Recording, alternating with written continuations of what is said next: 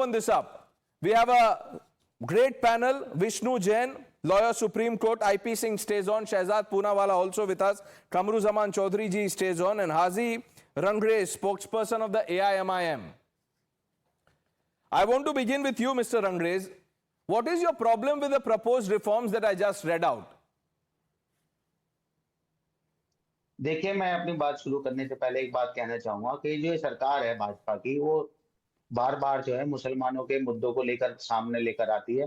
तब कि इन्होंने इतने सारे वादे किए तो उन पर ये खामोश रहते हैं। दूसरा, वक्फ बोर्ड संशोधन बिल हमारे लिए एनआरसी होगा और पहले इनका मकसद हमारी नागरिकता छीनना था, अब हमारी संपत्ति छीनने के लिए भाजपा जो है ये काम कर रही है और अमेंडमेंट बिल लेकर है।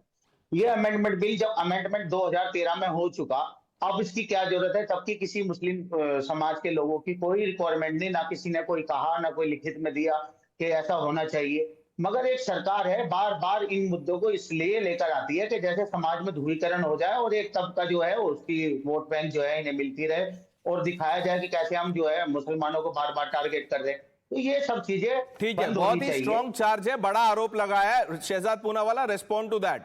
पहले आप नागरिकता छीनना चाहते थे, अब मुसलमानों की संपत्ति पे नजर है सरकार की। एनआरसी देखिए, वक्फ तो बहाना है, मुस्लिमों को और वोट बैंक को भड़काना है और लैंड ग्रैबर्स के साथ खड़े हो जाना है, रिफॉर्म नहीं आने देना है।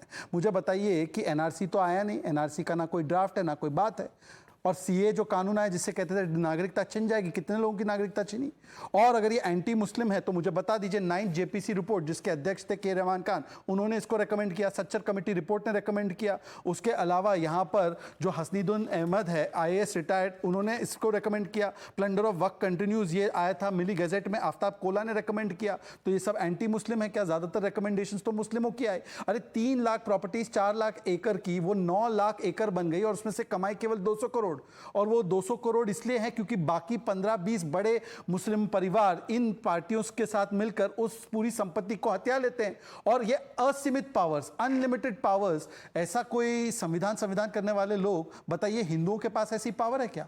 हिंदुओं के तो टेंपल को सरकार चलाती है, ट्रस्ट को, और वो पैसा ले लेती है और बाकियों में खर्च कर देती है। और यहां पर वक्फ के अकाउंट्स की किसी भी तरीके से फाइनेंशियल ऑडिट भी ना हो। और देखिए, 2 कानून कांग्रेस लाई, 91 में प्लेसेस ऑफ वर्शिप एक्ट, उसमें हिंदू जाकर अपने प्लेस ऑफ वर्शिप को भी क्लेम नहीं कर सकता। और 1995 में वक्फ अमेंडमेंट एक्ट, जिससे कि कोई भी बैठा हो तो कोई भी जमीन को क्लेम कर सकता है। प्रणेश जी, उनको आपका घर पसंद आए या कल कमरुजमा का घर पसंद आए तो वक्फ कह देगा हमारा है, और फिर कमरुजमा को प्रूव करना पड़ेगा कि ये प्रॉपर्टी मेरी है, ये वक्फ की नहीं है। नहीं, कमरुजमान जी तो दे देंगे, मैं तो कोर्ट जाऊंगा। अब मैं तो वो भी जाने का अधिकार नहीं था, ट्राइब्यूनल पे जाना है।